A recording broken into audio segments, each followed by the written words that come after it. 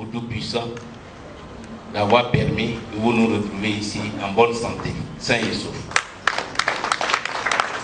Camarades membres de la direction du Front populaire ivoirien, je voudrais saluer votre présence. Vous qui avez accepté d'être avec nous ce matin pour accueillir nos frères qui nous viennent du Ghana. Je voudrais saluer tout particulièrement la secrétaire nationale Yehiri Valérie et tous les membres de son équipe pour leur disponibilité, leur sollicitude, pour tout le travail que cette équipe a abattu pour nous permettre de nous retrouver ici, pour leur mobilisation quotidienne en faveur du retour de nos frères et sœurs exilés. Je voudrais profiter aussi de cette occasion pour dire infiniment merci aux autorités ghanéennes et à tout le peuple du Ghana. Parce qu'à travers la crise que la Côte d'Ivoire a connue, nous avons senti que véritablement nous constituons un même peuple, que nous vivons véritablement en frères et sœurs. Même si les premiers moments étaient difficiles, nous avons noté toute la mobilisation, toute la disponibilité, à la fois des autorités ghanéennes, béninoises, togolaises, libériennes, guinéennes, je dirais africaines, pour accueillir et pour faire en sorte que les Ivoiriennes et les Ivoiriens chassés de chez eux par la crise post-électorale trouvent dans ces différents pays l'hospitalité qu'on accorde habituellement à un frère, à une sœur, puissent vivre dans une relative, je dirais, paix, en sécurité, sous la supervision des autorités, avec l'encadrement des structures dédiées à cette fin, notamment en ce qui concerne le Ghana Refugee Board, cette institution créée justement pour faire en sorte que des Africains qui ne se sentent pas en sécurité chez eux, des Africains menacés par la mort ou par l'emprisonnement, puissent trouver au Ghana, je dirais, l'hospitalité, la sécurité et le réconfort nécessaire. Je voudrais vraiment saluer à travers votre visite les autorités ghanéennes et le peuple ghanéen. Je voudrais pour nos compatriotes devant les dépouilles de tous nos frères qui nous ont quittés du fait de cette crise, que nous ne retrouverons plus à cause de tout ce qui s'est passé dans notre pays. Et souhaiter que dans notre marche vers le progrès, pareille situation de nous, pour nous, est un acte politique majeur. À la fois par le moment où vous arrivez, mais aussi par la qualité de ceux qui y arrivent. Dans notre démarche, dans notre processus de normalisation politique, de contribution à la décrispation de la vie nationale, dans la posture que nous avons adoptée, nous considérons votre retour là comme un résultat tangible. Je dirais un autre élément qui vient consolider la pertinence du choix que nous avons dès le départ fait par rapport à la crise que le pays a connue, par rapport aux problèmes auxquels nous sommes confrontés. Tout à l'heure, le ministre Cadet a évoqué la question de la posture, la question de la stratégie, les raisons pour lesquelles lui et nos frères ont décidé de rentrer. Mais nous avons adopté cette posture-là en connaissance de cause, en toute responsabilité. Il y en a qui croient que si nous avons fait ce choix, c'est parce qu'on n'en avait pas à coardice, par lâcheté ou par irresponsabilité. Non. On l'a fait en toute responsabilité. Parce que dans l'histoire de l'humanité, moi je n'ai jamais vu une situation de crise, une guerre qui ne se termine pas par une négociation, qui ne se termine pas par l'apaisement, qui ne se termine pas par des actions pour décrisper et pour normaliser. Les crises sont des moments exceptionnels dans la vie des hommes. La vie, ce qui est normal, c'est la paix, c'est la stabilité, c'est l'harmonie. C'est ça qui est, je dirais, la situation normale dans la vie. Les colères, les bagarres, les affrontements, les guerres, ce sont des moments. Mais ces moments ne durent jamais. Ça peut même durer 10 ans. Mais qu'est-ce que c'est 10 ans dans l'histoire d'une génération, d'un peuple ou de l'humanité? Donc, c'est normal qu'après la guerre, il y ait la paix. Qu'après l'affrontement, il y ait la négociation. Qu'après les pleurs, il y ait le sourire. Qu'après la nuit, il y ait le jour. C'est ça qui est conforme au destin de l'homme. Et je ne connais pas un peuple ou des communautés qui se sont battus éternellement.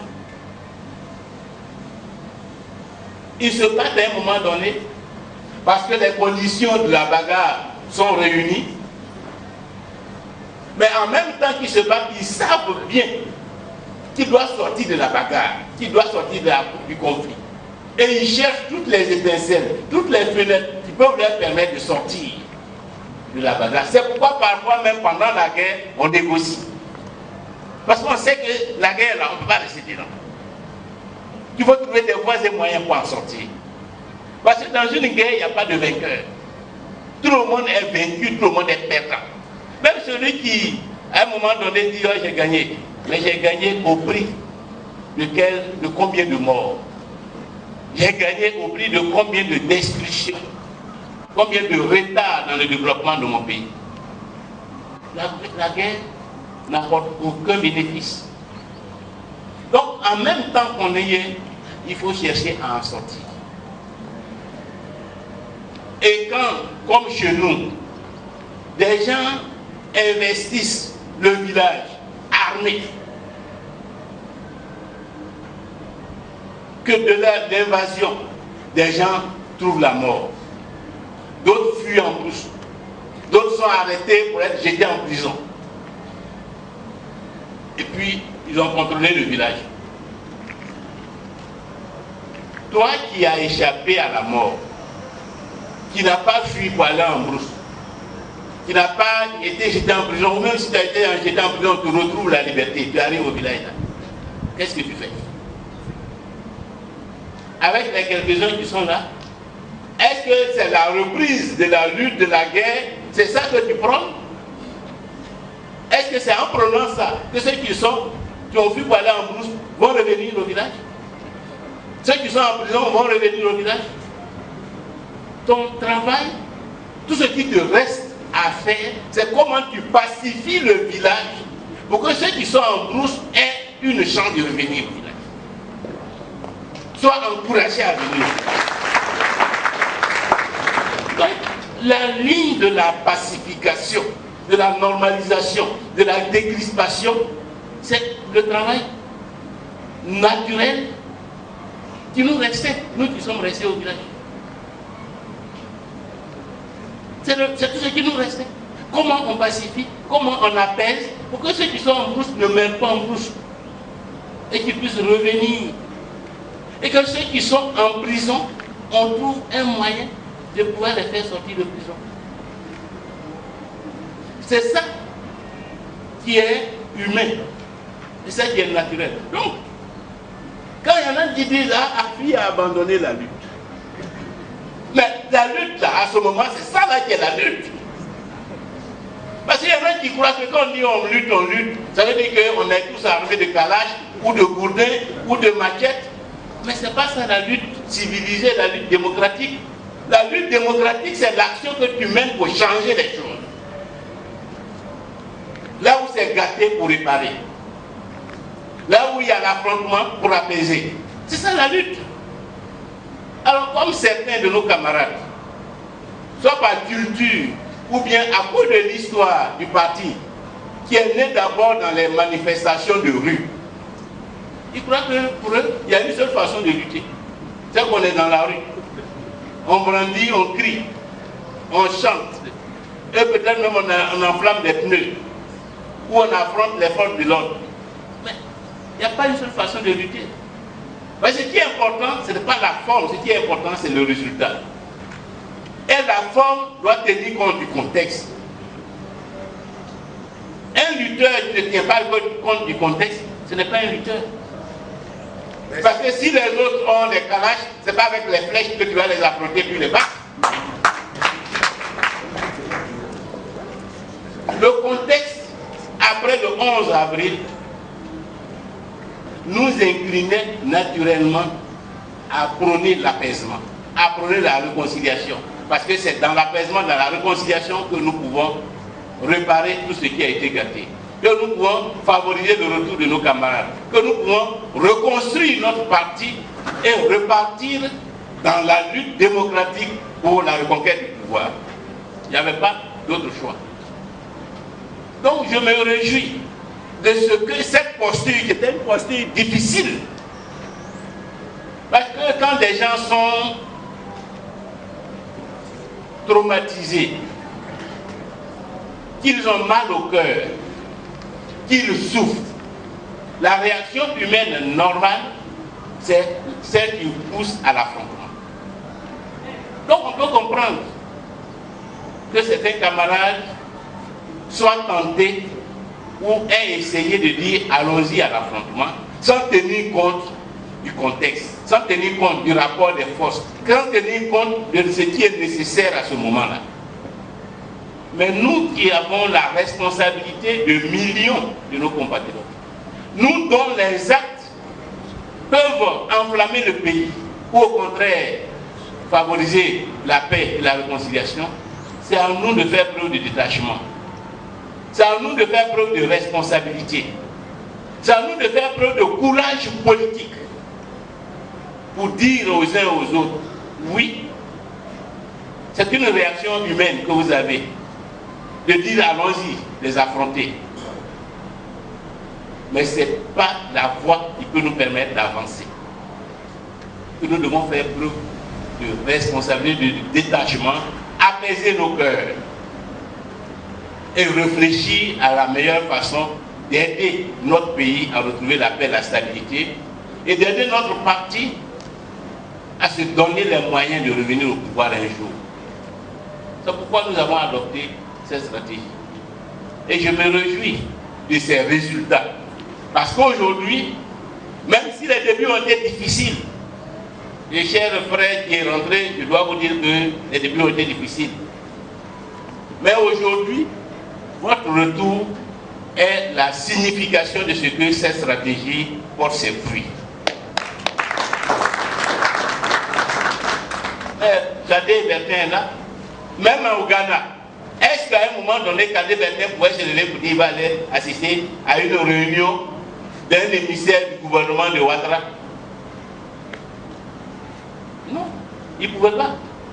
S'il a pu, ça veut dire que la situation change là-bas. Mais si la situation a changé là-bas et qu'aujourd'hui, des gens qui sont des leaders politiques qui sont partis en exil peuvent prendre la route d'Abidjan, ça veut dire que la situation a changé ici.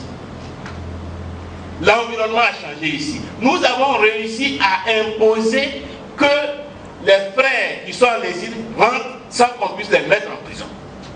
C'est notre attitude, c'est notre posture qui a changé l'environnement, le rapport avec le pouvoir, pour que ce qu'ils ont fait en 2011 ne soit plus possible en 2015 ou en 2016. L'environnement a changé. Mais l'environnement a changé parce que notre posture a été une posture qui inclinait, qui obligeait le pouvoir à changer d'attitude. Donc c'est ce que Kader a indiqué. Donc, la voie que nous avons choisi progresse. Et je voudrais inviter tous nos camarades à ne pas s'inquiéter outre mesure par rapport à ce qui se passe à l'intérieur, par rapport au rapport des forces entre ceux qui veulent une autre ligne et celle que nous avons adoptée. Parce que notre ligne là est en train de s'imposer et de rassembler tous les militants du Front populaire ivoirien. C'est la réalité de ce que nous vivons. Donc il ne faut pas s'inquiéter. Les autres nous rejoindront. Parce que c'est la seule façon d'être utile au pays, d'être utile au Front populaire ivoirien et d'exister politiquement. Que l'amertume qui a habité pendant longtemps le cœur de beaucoup de nos camarades est en train de s'estomper. Le ressentiment est en train de s'estomper. Le temps fait son œuvre. La lucidité, le discernement sont en train de progresser dans l'esprit des uns et des autres pour que chacun comprenne tout compte fait. Ne serait-il pas mieux de rentrer dans la voie de la décrispation, de la normalisation, dans la voie du jeu politique? Est-ce que nous n'avons pas tous intérêt à cela? Est-ce que ce n'est pas dans cette voie que nous pourrons être plus utiles à notre cause? Je crois que de plus en plus de gens sont en train de le comprendre. Et c'est pour les encourager que nous avons mis en place dernièrement le groupe de contact pour l'unité du parti. C'est pour encourager, c'est pour sensibiliser, promouvoir davantage la voie du jeu politique, la voie de la vie politique, la voie de la décrispation que nous avons mis en place ce groupe de contact. Je voudrais donc solennellement inviter tous nos camarades qui sont encore en exil à préparer leur tour et leur dire qu'ils trouveront ici la famille politique qu'ils ont été obligés d'abandonner à cause de la crise. Ils la trouveront prête à les accueillir, prête à les aider à se réinsérer dans la société ivoirienne, prête à leur donner la place qu'il faut pour qu'ils continuent leur combat pour la paix, pour la justice, pour les libertés, pour la démocratie et pour le progrès de notre pays. Que, au-delà de ce qui a pu se passer, qu'ils sachent que ceux qui sont restés et ceux qui animent la direction du Front populaire ivoirien à l'heure actuelle n'ont aucun ressentiment, aucun esprit de vengeance. Parce que nous comprenons les motivations. Nous comprenons les motivations, nous comprenons. Si nous étions à leur place, peut-être que beaucoup d'entre nous auraient eu l'attitude qu'ils ont eue. Si nous étions à leur place, beaucoup d'entre eux, nous auraient peut-être eu la posture qu'ils ont à l'heure actuelle. C'est pourquoi il ne faut pas, et nous ne devons pas, les blâmer outre mesure. Parce que leur attitude, leur position est tout à fait humaine et légitime. Quand tu as vu des proches tués au cours de la crise, quand tu as assisté à des arrestations arbitraires, quand tu sais que le leader, le fondateur de ton parti est injustement incarcéré dans une prison à l'étranger, tu ne peux qu'être en colère. Tu ne peux qu'être meurtri. Tu ne peux que nourrir des sentiments de vengeance, de revanche. C'est tout à fait légitime. Celui qui n'est pas ça, c'est qui n'est pas un être humain. Celui qui ne peut pas adopter, qui ne peut pas comprendre ça, c'est qui n'est pas un être humain. Mais chez nous, il y a un proverbe qui dit que la colère tue, mais la colère ne mange pas. Pour dire que la colère, elle conduit seulement à des actes inutiles, des actes improductifs, des actes qui n'apportent rien, des actes qui ne font que simplement détruire. C'est pourquoi il faut dominer la colère, il faut dominer le ressentiment, pour voir au-delà de tout ce qui a été fait, quelle est la voie pour permettre au pays d'avancer, pour permettre même à sa propre famille d'exister et de prospérer. Et c'est cette voie-là que nous avons empruntée, et c'est cette voie qui conduit chaque jour nos camarades qui ont été obligés de partir en exil, de conduire chaque jour au retour en Côte d'Ivoire. Et c'est cette voie que nous allons renforcer pour que ceux qui sont encore en prison retrouvent la liberté. Gadi Bertin a parlé de certains cas. Le travail que nous faisons n'est pas facile, parce que la volonté de paix et de réconciliation n'est pas totalement enracinée dans tous les cœurs, même dans le pays, au niveau de tous ceux qui sont encore là et qui ne sont pas partis en exil.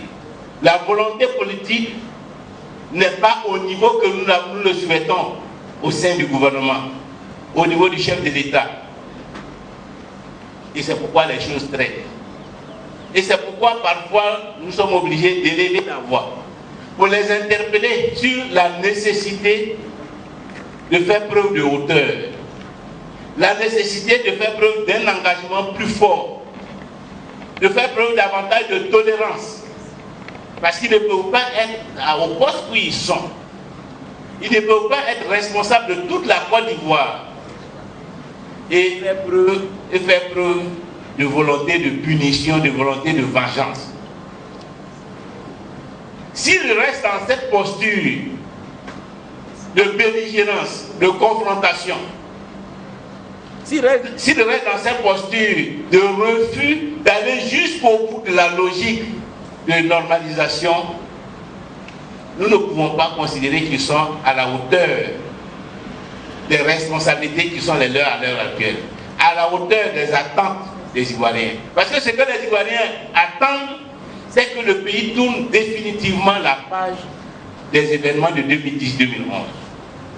Qu'il n'y ait aucun prisonnier politique, qu'il n'y ait aucun exilé, qu'il n'y ait aucun compte gelé, mais que la situation en Côte d'Ivoire soit normalisée. Qu'on soit du nord, du sud, de l'est ou de l'ouest, qu'on réapprenne à vivre ensemble en frères et sœurs, qu'on soit tous unis par l'intérêt général, l'intérêt national, que nous sachions que notre pays est en difficulté, il faut qu'on se mobilise tous pour la reconstruction. C'est cela que les Ivoiriens attendent. La lutte contre la pauvreté, contre la misère. Une politique pour que l'école soit une réelle école.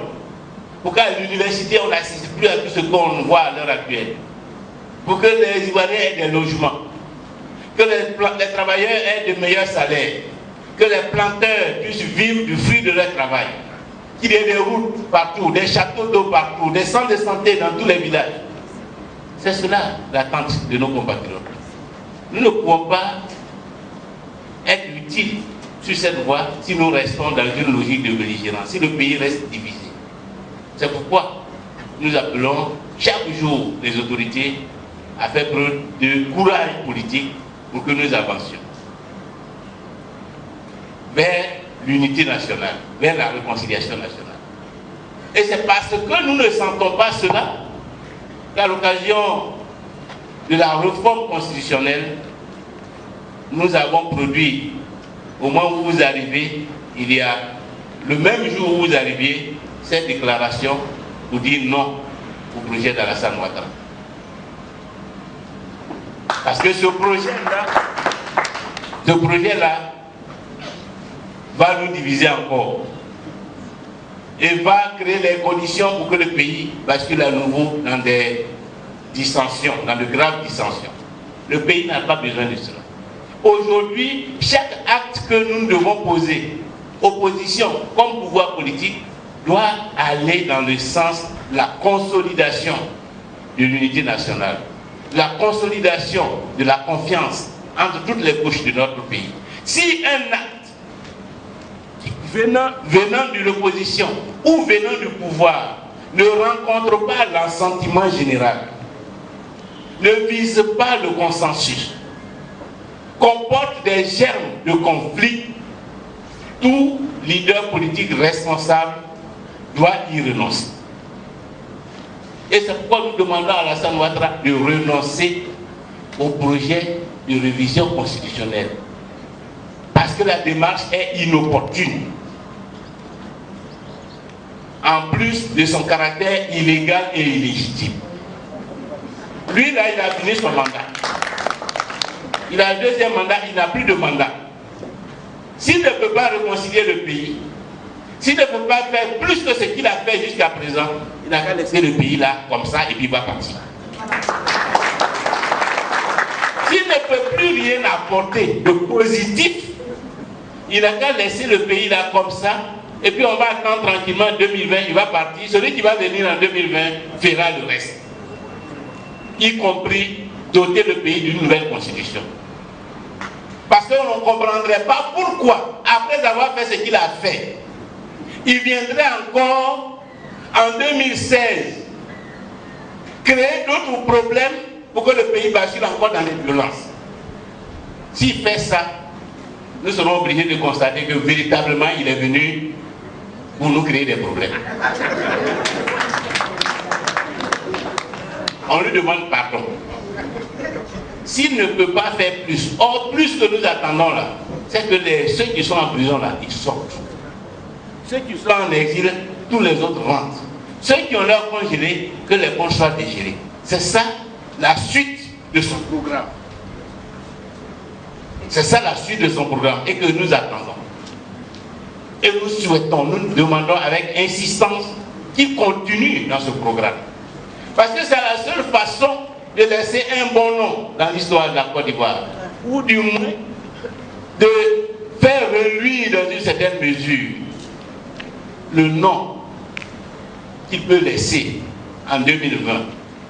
C'est au moins que c'est, même s'il y a eu la rébellion de 2002, même s'il y a eu la crise post-électorale de 2010-2011, mais il y a eu la paix, il y a eu la réconciliation avant que Alassane Ouattara ne cède le pouvoir à un autre leader politique. Nous pensons que c'est là la voie qu'il doit emprunter à l'heure actuelle. Et donc, c'est cela, c'est sur ces chantiers-là que nous l'attendons. Et nous souhaitons qu'il renonce à ce projet pour que nous fassions la réconciliation, la stabilité politique avant de penser éventuellement à une nouvelle constitution. Chers amis, encore une fois, bonne arrivée. Nous saluons vos familles respectives qui vous ont porté à bout de bras et qui vous restez dans la société ivoirienne. En ce qui nous concerne, pour ceux qui sont des combattants de la liberté, de la justice, de la démocratie, nous sommes toujours debout pour continuer la lutte pour les libertés, la lutte pour la Côte d'Ivoire. Bonne arrivée et en avant donc pour la lutte. Je vous remercie.